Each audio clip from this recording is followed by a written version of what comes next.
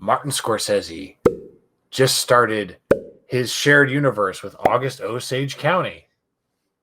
Right? Do not try to be humorous, white man.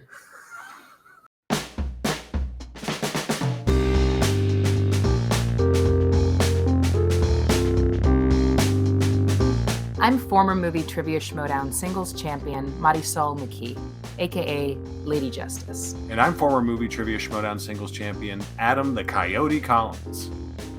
It's always movie season here on Champs on Film, is it not? And we're catching up on a lot of big movies. And who's a bigger director than the man himself, Martin Scorsese? He has achieved like godlike status in terms of directors now. None of the movies I've ever seen from Martin Scorsese have been a waste of my time. I like some more than others for sure, but the guy never makes anything without a reason. We are drinking. I made this up. This is inspired by Killers of the Flower Moon. I wanted something that I thought would be fitting to this spicy ranch blood-soaked saga, and it entails bourbon, red hot cinnamon schnapps, and some lemon juice, and a cinnamon brown sugar rim.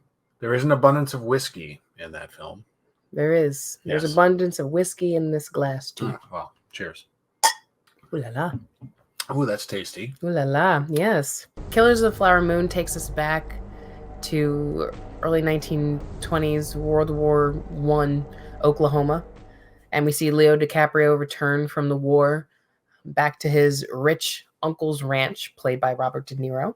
He's the jolly Southern tycoon. There's a lot of layers there, but, you know, anyone this friendly from the outset, especially someone in this incredibly racist time who's this friendly, you don't trust him.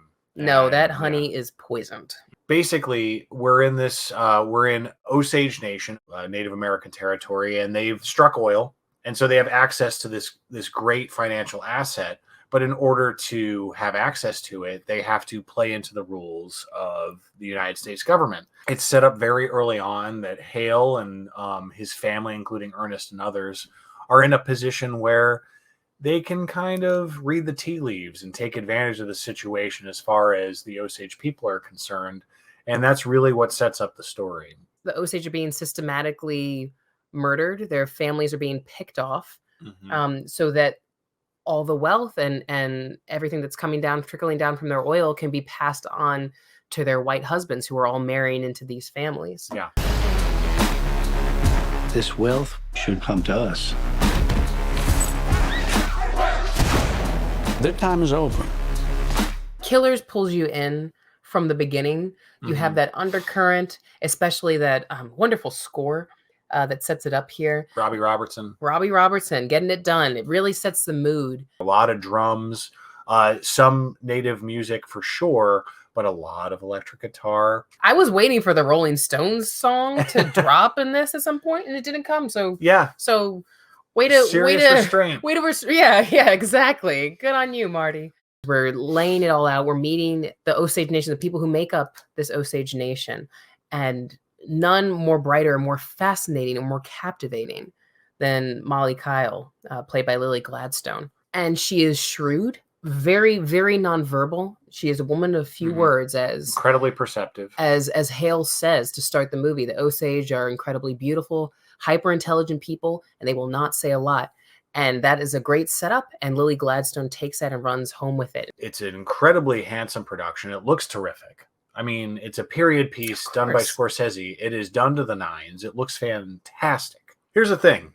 This movie's telling a really important story, a very resonant chapter of history.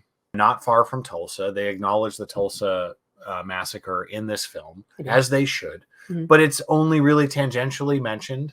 And that's where some of my frustration as a viewer came in with this film, because it's so obvious from even just the premise of this movie that we're going to be in the corner of the Osage as the victims in here. And especially when you see how sympathetic and engaging and thoughtful this protagonist is, and Molly, how the situation is going to play out for somebody who knows and is wiser just beyond these fools who are taking advantage of her. I was ready to see a whole movie about her as a protagonist. And on paper, she technically is. But in execution in the film, it's not the case. every time I felt like I was keying more into what was going on with her, then the movie whiplashes me back to Ernest and all of his honky-tonk goings-on and his schemes. And Dumbass Ernest, we get it. We get it. Robert De Niro is exceptional in this movie. Oh. I think Leo's great. He's always good, but like he's frankly, his character's just not that interesting. Hale is insidious and diabolical, but he's a wolf in sheep's clothing. He's so good. And Lily Gladstone, by comparison, is subtle, heartbreaking, incredibly emotional to watch. Those two are the highlights of the movie for me. Absolutely. That wonderful moment that I love where Molly and her sisters are talking. They're talking in Osage and they're gossiping and laughing about one of their husbands and whether he's pretty much a sexual dynamo or not. That's where my heart was. That's where my heart and my mind were with the film. And I felt just a little bit shortchanged throughout so much of this runtime. Molly herself, her sisters, her mother, her peers, they are targets. And I understand that was part of the inherent sadness of the situation. There are many, so many hungry wolves. Obviously, it's no shock that Scorsese courts a lot of amazing talent. Look, Jesse Plemons, in my book, he can do no wrong. Such a cool actor. There's just one scene in this movie where he shows up and, challenges Leo with a few questions, and just the power dynamic between those actors is so good. You got your boy Sturgill Simpson in here. Sturgill Simpson shows up. Sturgill Simpson's just been crushing it lately, just showing up in all the movies in these random supporting roles. He's like some moonshiner in this. It's great. We get a John Lithgow in here. Yes, we do. And Brendan Fraser, he makes some choices in this that are a little like, at first, like a little striking. Like they threw me off, but you can also tell he was directed to. Like yes. There's such specific bombastic choices when Brendan Fraser shows up. There's no way Marty was just like, just go out there, do whatever you want. Scorsese wants to really hit these notes about here's what happened and here's what you should take away from this. And I'm very curious as to what in the pre-production stages of this and the casting of them, Leonardo DiCaprio and Robert De Niro, influenced the attention of the script. It just kept it from being the absolute home run that I know it is for a lot of people. Yeah, and honestly, the passion is so evident. I understand Martin Scorsese respects the plight of the Osage people. He respects the history here. I know I harped on the things that didn't quite work, but they're also not things that made me angry or things that wouldn't make me not recommend this film. So Killers of the Flower Moon, a detailed, rich, detailed-oriented, informative, conversation-starting film, which is one of the best things you can ask for about it. Absolutely.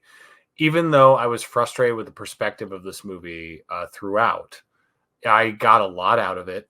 I know I was saying the thing like, oh, why not make a documentary? Maybe because like he knew more people would watch a movie starring Leonardo DiCaprio than they would watching a documentary. This movie is going to get a lot of Oscar nominations. I'm very curious to see what it wins, if it wins anything. Yeah. So, but it'll be a serious awards contender for sure. So that'll be exciting. In the meantime, we're going to keep talking about movies and we're going to keep having fun on our channel. Oh, yeah. So follow us. You can follow us obviously here. You can subscribe. Please click the link. Please click the notifications. You can follow us also on X and Instagram. We are Champs on Film. You can follow us individually. I am Marisol_Mariah. And this handsome fellow over here is Eisenthor. We're also on Letterboxd. On a scale of 1 to 10, how intense is your white guilt after watching this? Albino.